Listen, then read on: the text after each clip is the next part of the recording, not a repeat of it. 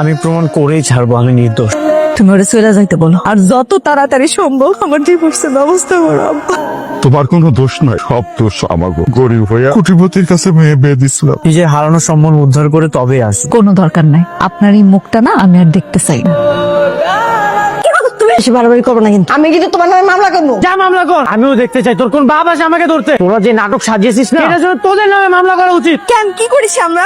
বেঈমান, দয়া করে তোদেরকে রাস্তা থেকে তুলে এনে আমার বাসাতে থাকতে দিয়েছিলাম, আর তোরা কিনা আমার নামে মিথ্যা ষড়যন্ত্র করেছিস। দেখো বাবা, তুমি ভুল বুঝতেছো। রাস্তায় রাস্তায় যখন মামে ভিক্ষা করবি তখন বুঝতে পারবি কোনটা ভুল আর কোনটা ঠিক। আমার টাকায় চলবি, আমার বাসাতে থাকবি, আবার আমার নামে মিথ্যা ষড়যন্ত্র করবি। যা, এক্ষুনি বাসা থেকে বের হয়ে যা। আব্বা আমাকে মাফ করে দাও আব্বা, এরকম ভুল আর হইব না। এই বয়সে বাইকে দিলে আমরা কোথায় যাবো? সেটা ষড়যন্ত্র করার আগে ভাবা দরকার ছিল। যেই প্লেটে খাবেন সেই প্লেটে ছিদ্র করবেন, সেটা তো হবে না। আব্বা ভুলে গেছে আমাদের।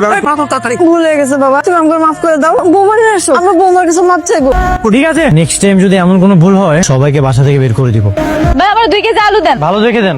আমার আলুর দাম কত আছে কত? 50 টাকা। এই নেন। যে আপনি পুরোটাই রাখেন। আপনি ওনার টাকাটা নিলেন কেন? আলু কি আমি কিনছি না উনি কিনছে? না আপা, আমি ভাবছি আপনি কি ভাবছেন উনি আমার কেউ না? আমার রাগটা তুমি ওনার উপর কেন দেখাচ্ছ? উনি তো কোনো অপরাধ করেনি। আপনারে কৈফিয়ত দিতে হবে। আমি কার সঙ্গে কিভাবে কথা বলবো সেটা আপনারা বলবো। আপনি কে? বাজারের সবার সামনে তুমি আমাকে এভাবে অপমান করতে পারো না। যার যোগ্যতা যেটা সেটাই দিতে হবে। তুমি আমাকে ভুল বুঝতেছো। দেখো, তুমি যে ভিডিওটা দেখেছো সেটা সম্পূর্ণ ওরা সাজিয়েছে। আচ্ছা আমার শোনার দরকার নাই, আমার জানারও দরকার নাই। আপনার সাজানো নাটক আপনি নিজেই দেখেন। তুমি যদি চাও আমি প্রমাণ করতে পারবো। তুমি আমার সাথে ওদের কাছে চলো, দেখো ওরা সবকিছু স্বীকার করবে। কোনো দরকার না, আমি না কারোর সাথে কথা কইতে চাই না। মেঘলা, এভাবে কুকুরের মতো পিছে পিছে ডাকবেন না। এভাবে কুকুরের মতো পিছে পিছে ডাকবেন না। আমি কুকুর? যারা পিছে পিছে ঘুরে আগে কুকুরই কইতে হয়। মাইয়াটা মেলা কষ্ট পাইতাছে, মুন্ডা ভাইঙ্গা খান খান হয়ে গেছে। কত খুশি হয়েছিলাম তোমার টুকরা ছেলে, তারপর আবার কোটিপতি। আমার মেয়ে অনেক সুখী হইব। নিজের থেকে দেখ কি হয়ে গেল। আচ্ছা আমি কইতেছি, আচ্ছা আমি বলতেছি, আচ্ছা চুপচাপ আমার সাথে চলো, একদম বাড়াবাড়ি করবে না। মেঘলার পা ধরে মাফ চা।